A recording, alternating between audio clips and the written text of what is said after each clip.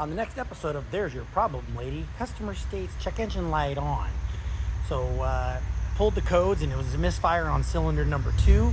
And first we found a bunch of oil. Pulled the coil, number 2 coil, and a bunch of oil in the tube there. So obviously the valve cover and tube seals are leaking. But that's not all we found. Just bear with me while I set my camera up real quick.